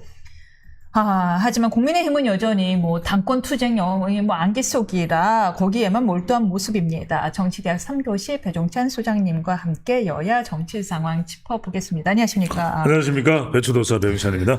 요즘 배추가 핫합니다. 그렇죠. 새로운 배추도사가 아니, 나왔습니다. 제가 배추도사인데 왜 다른 사람이 배추도사, 그쵸? 배추도사의 위치를, 타이틀을 왜 가져가요? 그것도 상당히 부정적인 이미지로 가져가더라고요. 그러니까요. 이게 말이 됩니까? 그리고 소송하셔야 되겠어요. 제가 그동 말씀드립니다만, 예. 배추도사이기 때문에 저는 우리 농산물 신토부리 라는 또 이야기를 강조하고 있고, 그리고 또 배추로 해가지고 무슨 수익률이 29%? 와, 헤지펀드예요? 좋겠다, 배추도사님. 아니, 제가 그걸 했으면 저한테 좀 알려주세요. 저는 진짜 무슨 배추로 돈도 못 벌어봤어요. 상추가 됐어요. 상처를 받고 상추가 됐어. 오이가 됐어. 가지가지 한다. 가지가 됐어. 깻잎이 됐어. 도대체 어디 배추면 그렇게 수익률이 나오는지. 그러니까요. 어디 배추야? 엘도라도 배추야? 네. 아니 안 되는 거죠. 말이 안 되는 거죠. 사실 네. 여야 정치 상황 들어보면은요. 오늘 약간 좀 얼룩말이네요. 네, 옷이 얼룩말. 예, 약간 네네. 빠삐요. 앞편 하지 말고 예. 얼룩말. 알겠습니다. 이 여당이 된 민주당이 예. 그전에는 민주당이 야당이라는 이유로 법사위원장 가져가고 예예. 다수당이라는 이유로 다 가져가고 이번에는 이제 여당이 됐는데 또 다 가져가고 뭐 여기 여당은 협치를 이야기하는데 아니, 대통령은 협치를 이야기를 하는데 에이, 왜 알면서. 여당이 말을 안 듣나? 알면서. 뭐야, 저 몰라. 아니 이건 뭐냐면 어디까지나 굿캅 배드캅 전략이죠. 미소 쓱소 전략이죠. 그러니까 이제 대통령은 한없는 미소. 대통령은 지문 한없- 너그럽다. 한없이 너그러워. 한없이 또 이렇게 유하고. 그래서 심지어는 한 이재명 대통령이 시정연설 위에 국회의장 찾아서 이야기하잖아요. 김용태 비대위원장을 대통령이 챙기잖아. 우리 김용태 비대위원장 좀 잘 좀 해주시고요. 그러잖아요. 이건 뭐야? 일종의 한번 매기는 거죠. 매기는 거지. 내기는 거다. 그런데 예. 일반 국민들은 그 깊숙한 마치 배추도사처럼 다 알 수가 없잖아요. 그렇기 때문에 내가 모르는 배추의 수익률도 있었으니까. 그러니까 이제 대통령은 계속해서 지지율을 높여가는 국정 주도권을 쥐고 가는 이른바 굿캅 전략, 미소 전략. 하지만 민주당은 거대 여당이잖아요. 그러니까 이거 아예 그냥 저 뭐 신동치 않은 야당 그냥 괴멸시켜버리자. 이른바 밀어붙여서 저 빌런으로 만들어버리는. 그래서 배드캅 전략. 그러니까 이게 일종의 썩소 전략이죠. 네. 그래서 민주당으로서는 계속해서 국민의힘을 볼성사납게 또 국민들에 대한 신뢰도가 땅에 떨어지도록 그렇게 밀어붙이겠죠. 지금 내란 특검도 다 그런 거 아니에요. 그러니까 대통령도 이야기를 하면은 절대 안 된다는 이야기는 안 해요. 안 된다는 얘기. 우리가 그러니까 제일 상사 중에서 어려운 상사가 그런 상사예요. 안 된다는 이야기는 안 돼. 안 해. 근데 되는 건 없어. 미치는 거죠. 뭐 결제는 안 이루어지고. 그렇죠. 예. 근데 한없이 유한 거죠. 그러니까 이제 이민선 앵커 예를 들면 내가 뭐 좀 어떻게 좀 잘 되지. 내가 검토해 볼게요. 하하하하. 그러면 이제 이게 이른바 그 사람은 온화한 분이시다. 그러면 이제 지지율이 계속 올라가는 거죠. 무섭던. 하지만 민주당에서는 탁탁탁탁 싹을 삭둑삭둑 잘라버리는 거죠. AS는 이제 삭둑삭둑 잘라버리는 거죠. 이게 벼베기 할 때 나는 소리가 삭둑삭둑 이렇게 소리가 나요. 농사 안 해봤죠? 그래서 양곡법 이야기 해보려고. 그렇죠. 예, 벼베기 얘기 나온 그러니까 김에. 예. 송미령에게는 기회를 주는 거죠. 이게 한없이 유한 거죠. 미령, 그래. 양곡 갈리퍼, 된다고, 대안이 있다고, 그건 내가 누굴 임명해도 그걸 해낼 사람이 없을 것 같은데, 미령이 그걸 해낸다고, 그래, 미령이야. 이렇게 되는 거죠. 식약처장도 그런 유임을 하잖아요. 그러니까 이런 인사나 이런 걸 보더라도, 지지율이 높잖아. 지금 대통령 지지율은 60% 되잖아요. 민주당의 지지율은 40% 되잖아요. 그런데 국민의힘 지지율은 20% 되잖아요. 반토막이죠. 아무것도 못해요. 아무리 주진우, 곽규택, 김미정, 배준영 다 맞아. 다 맞아요. 그 예리해. 그런들 20%의 정당이 할 수 있는 건 아무것도 없고. 아무것도 없어요. 그러면 이제 뭐 상법, 노란봉투법, 양곡법 그런 그 정쟁 법안들 다 그냥 통과죠. 그냥 통과. 날짜만 바꾸는 거예요. 네. 이제는 뭐 노란 봉투법이나 빨간 봉투법, 뭐 녹색 봉투법 다 통과되는 거죠. 양국 관리법이 아니라 이제는 뭐 지지율 관리법, 그 다음에 허위사실 공표죄 관리법 다 통과되는 거죠. 그러면 이제 이재명 정부 입장에서 대통령 입장에서 꽃놀이피네 만약 갖고 오면 일단 통과시켜 갖고 오면 여론 보고 너무 급하다 싶은 건 살짝 속도 그렇죠. 조절하면 지지율 올라가고 그렇죠. 그게 우리가 TP와 완급 조절이죠. 이게 정치에서 무서운 거예요. 무서운 건 뭐냐면 이게 7월 달에 안 되면 9월 달에 하면 되지. 시간 많은데 뭐. 그 다음에 이게 5가지 중에서 1개가 걸리지거리면 1개 빼고 4개만 통과시키면 되지. 대표적인 게 그런 게 방송법이잖아요. 잠깐 속도 조절해라. 방송 사법? 사법은 안 됩니다. 그럼 3법 통과. 3법 안 돼, 2법 통과. 이게 다 깊이와 속도를 조절해버리면 되는 거예요. 이거는 당할 자가 없어요. 왜냐면 지지율 20%는 아무것도 못해요. 오늘 김용태 비대위원장 임기가 끝나는데요. 끝났죠, 이미. 네. 이제 뭐 비대위원장은 송원석 원내대표가 이미 되는 송원석 신임 네. 원내대표가 예. 30일까지 끝입니다라고 말한 그 시점에 끝난 거예요. 말한 시점에 끝나버리면 원래는 그런 말을 하면 안 되죠.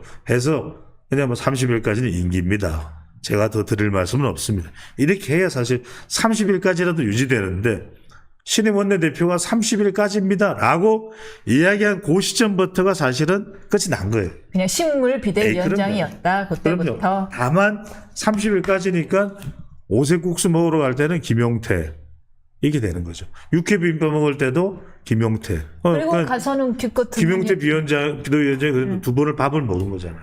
육회 그다음에 오색. 그리고 가서는 당신은 털면 안 나올 것 같냐라는 얘기나 듣고. 그렇죠. 젊은 진짜 무서운 이야기. 위원장 풀면 안 나올 것 같아요. 이재명 대통령이 한 발언이잖아요. 근데 그것도 부드럽게 이야기를 한 거예요. 그러니까 이제 나쁘게 이야기를 안 하죠. 그러니까 사람들은 뭐 그런 이야기를 대통령이 할 수도 있지. 아, 그래도 김용태 위원장을 걱정해 주는 사람은 이재명 대통령밖에 없구나. 그러니까 더 어르신으로 이제 평가를 받겠죠. 20%대 지지율에 지금 중진들은 아무것도 못하는 거예요. 뭘 한들 국민들은 안 쳐다봐. 나경원 의원이 이거 뭐 성토해야 되겠습니다. 안 쳐다봐. 로텐도홀에 있든 부텐도홀에 있든 노텐도홀에 있든 안 봐요 사람들이. 그러니까 제가 늘 말씀드리잖아요. 지지율을 올려야 돼요. 지지율이 안 올라가면 우리도 그렇잖아요. 조회수 낮은 거 안 보잖아요. 조회수 높아야 돼 일단. 그렇잖아요.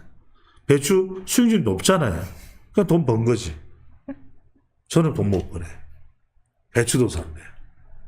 그러니까 깜짝 놀랐어요. 제가 화면에 자막에 나와. 배추도 뭐야? 내가 뭐 했는데. 나는 수익률이 없는데. 원조 배추 도사로서 그러니까요. 어디에 투자하면 되는지 좀 노하우 좀 알려달라. 민생을 걱정하는 총리라면 좀 노하우를 나눠야 되지 않겠습니까? 나눠야죠. 그럼요. 저도 저하고는 나눠야죠. 그러니까. 배추도사는 정말 제가 명예를 지게 됐잖아요. 이게 뭡니까? 제가 상처만 입고 상추도사, 깻잎도사, 지금 온갖 도사들이 난무해요. 이제 뭘로 수익률을 올렸는지. 심지어는 뭐까지 나온 줄 아세요? 뭐 알토란 감자도사, 별의별 게 다 동치미도사. 미치겠어. 얼룩말도사. 송원석 원내대표 얘기가 나왔는데 이제 새 비대위원장 결국 겸임될게 유력하잖아요. 네네. 정말 우리가 이렇게 안 다루면 아예 뉴스에도 안 나와서 말씀드리는 겁니다. 그러니까요. 예. 역시 우리 정치 아카데미 대학 최고야. 예. 최고야. 이 대선은 한 달이 지났는데 이렇게까지 무기력해도 되는 겁니까? 예상은 한 일이죠. 예. 예상은 했는데 제가 이제 자꾸 정치 아카데미니까 좀 학술적으로 할까 해도 그렇게 해서 재미가 없을 것 같아서 제가 이제 오늘은 좀 조금 이야기를 할게요. 이제 배추도사의 정말 일타 강사 배추동사 아니겠습니까? 강연을 제가 말씀을 드리면 네, 제가 경청하겠습니다. 네네, 2분 강의입니다. 결국은 지지율을 올려야 돼요.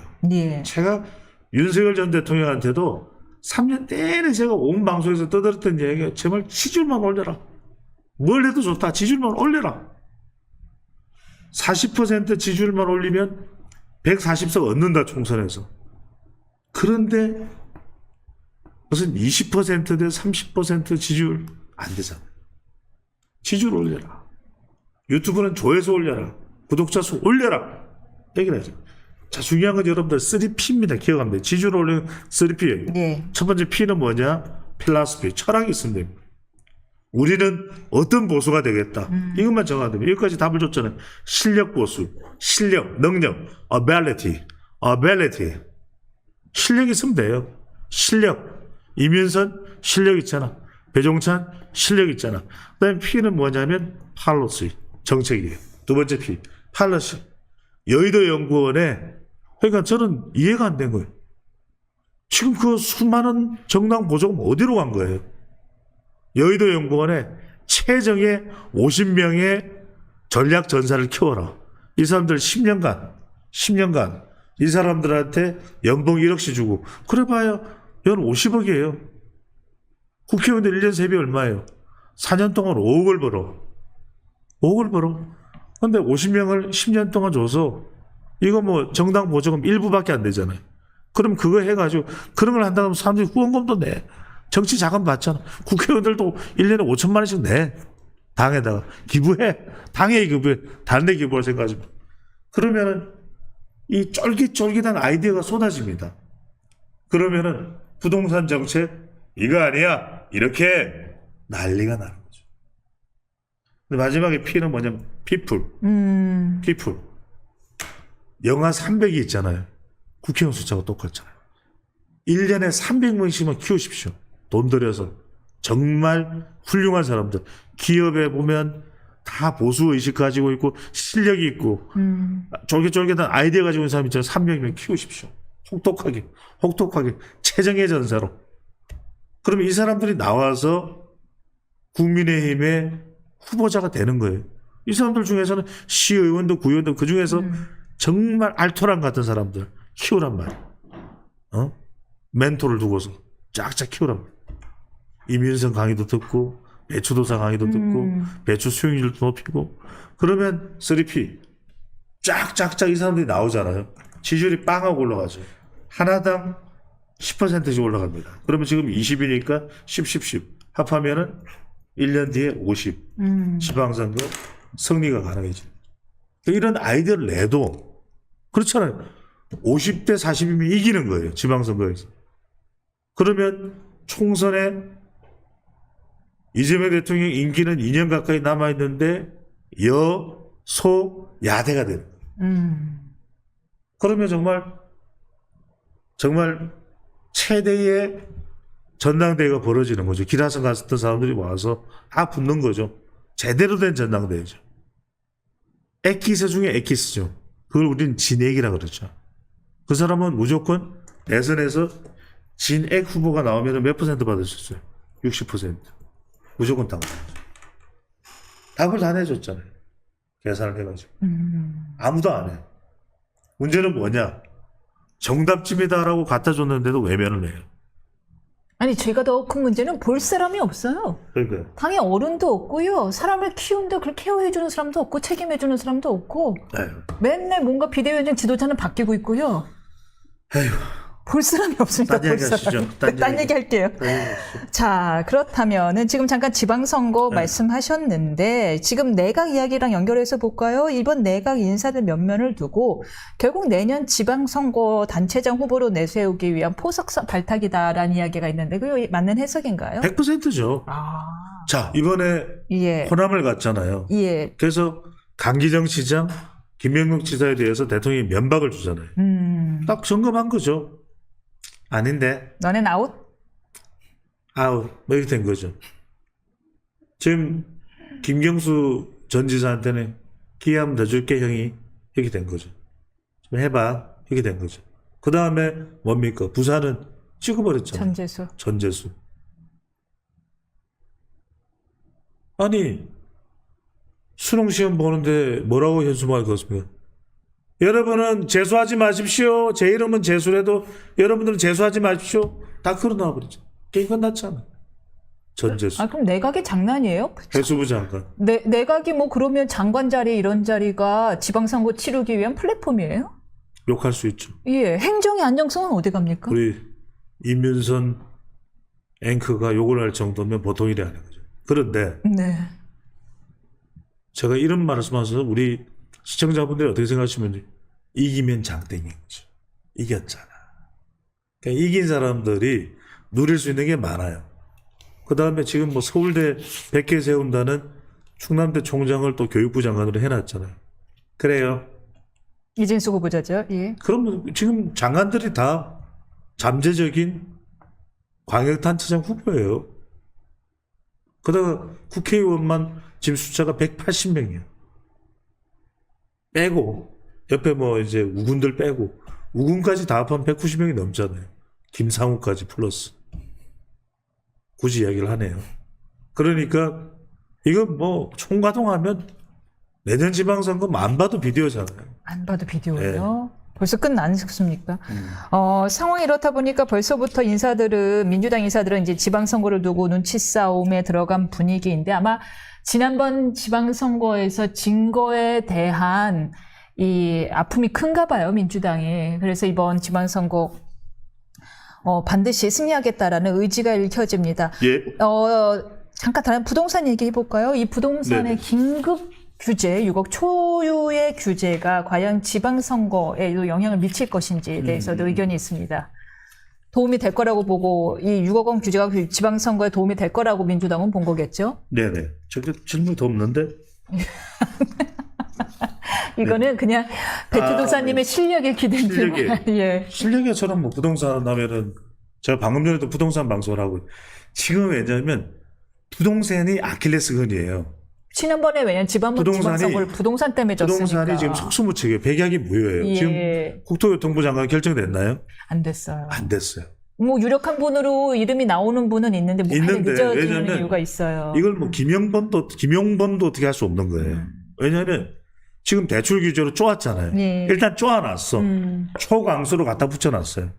그리고 이재명 대통령도 부동산은 좀 해요. 근데 이제 뭐가 문제냐. 부동산에 자꾸 뭐 지금 게시판에 대장동 이야기가 나오나. 하여튼 부동산을 좀 하잖아요. 대통령도. 근데 이제 그런데 지금 이 부동산이라는 것은 문재인 정부에서 28번을 내지만 다 꽝 됐잖아요. 그러니까 지금 대책을 세우기 힘들어. 중요한 게 뭐냐면 부동산에 여러분들 지금 우리 부동산이요. 제갈량 10명이 와도 해결을 못해요. 100명이 와도 해결을 못해요. 지금 왜 문제냐면 우리 수도권은 지금 지역별로 다 쪼개져서 그래요. 첫 번째 뭐냐면 서울과 비서울, 수도권과 비수도권이 쪼개져 있어요. 그렇죠? 그렇죠. 그 다음에 또 뭐냐면 이게 부동산이 공급, 서플라이 변수, 그 다음에 가격, 프라이스 변수, 그 다음에 세제, 텍스 변수, 그 다음에 마지막에 파이낸스, 금융, 대출 변수. 요 네 가지가 있답니다. 자, 공급, 언제 공급을 해? 점점 어려워지죠. 지금 시작해도 정권 끝나도 집 안 들어와요. 5년 만에 집 못 지어. 두 번째, 가격. 서울에 똘똘한 한 채 올라가는 이 욕망은, 인간의 욕망은, 이건 꺾을 수가 없어요. 왜? 100억이라도 나 살래? 압구정 아니면 뒷구정이라도 살래? 안 돼. 그 다음에 세제.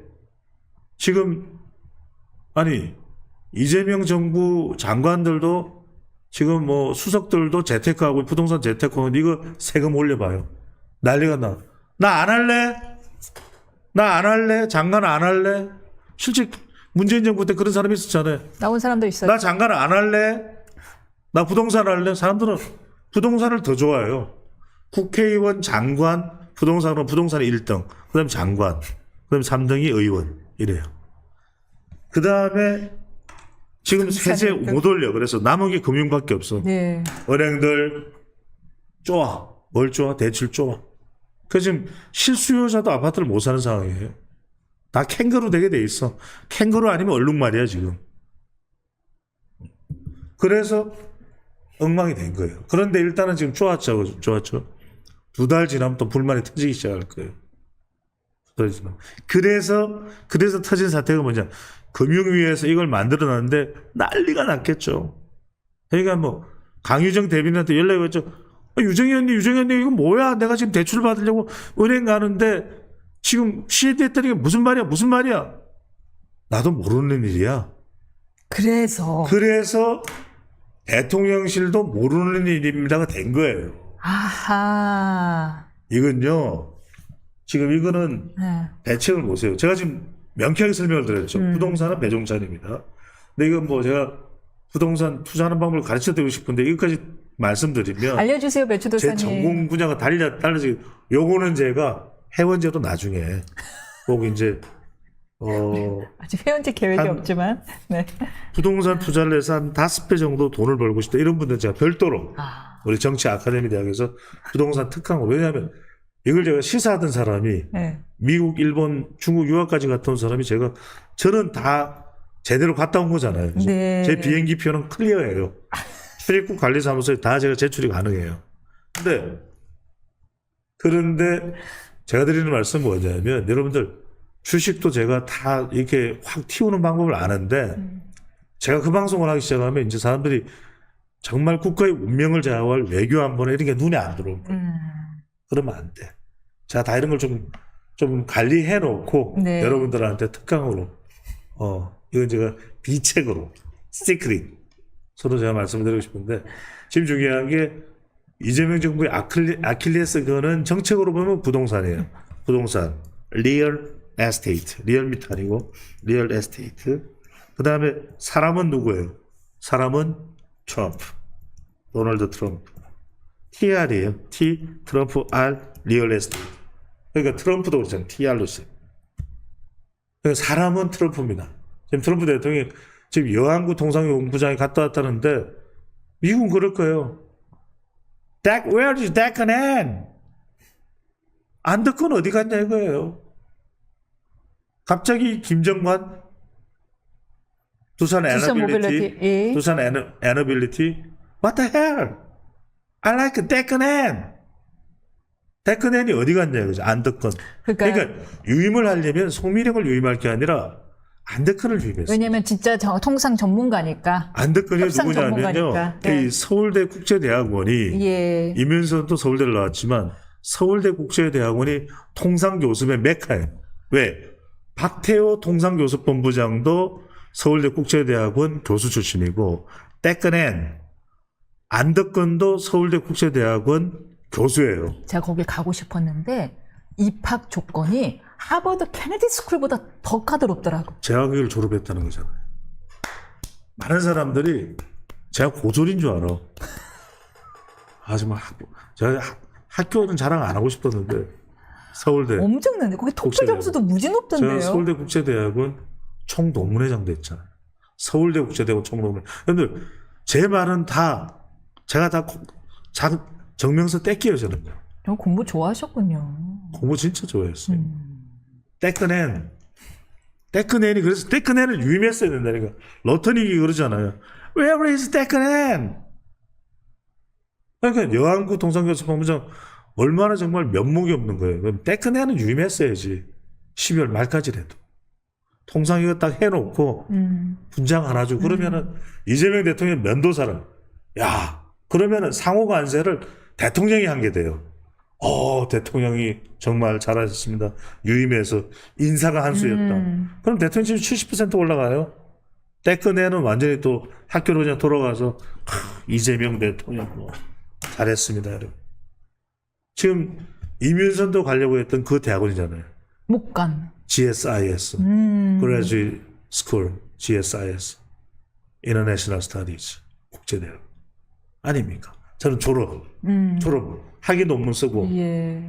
제 학위 논문은 정당한 학위 논문이었죠. 예. Sign on North Korean Relations in the 1990s. 예. 네.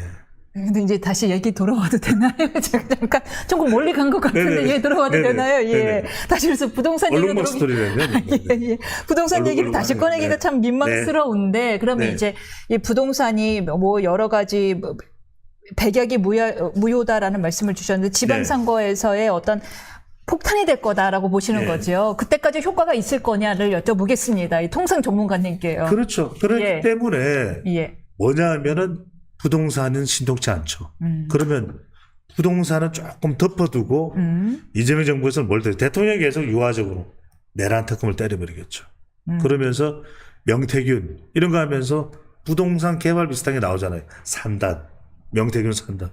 봐라 이거 다 지방 좀 제대로 개발하려고 그랬더니 내란 세력들이 떡칠한 거 아니냐. 이렇게 이제 정치적으로 몰아가겠죠. 그러면은 아무 말도 못하고, 그럼 지금 윤 대통령이 빨리빨리 수사받고 빨리빨리 진행되게 해야 되는 거 아니에요? 이렇게 계속 본인이 질질 끌면 이재명 대통령 정부 도와주는 거 아니에요? 저는요, 예. 제가 뭐 내년에 죽을지 50년 뒤에 죽을지 모르겠습니다만 앞으로 대한민국 역사를 두고 12.3 비상계엄은 두고두고 얘기가 될 거예요. 왜? 그냥 보수가 어떻게 할 수가 없어요. 부끄럽습니다. 개떡이 됐어요. 개떡이 됐다. 아이고, 저희는 품격을 지향합니다. 아니야. 개떡을 나쁘게 생각하지 마세요. 예. 우리가 떡 중에서 다양한 떡이 있잖아요. 쑥떡도 있고 아니 여러 가지 떡이 있잖아요. 예. 근데 그 중에 한 떡이에요. 예, 알겠습니다. 맛있죠. 알겠습니다. 그럼 저희는 다음 주에 다시 찾아뵙겠습니다. 배추도사님 감사합니다. 고맙습니다.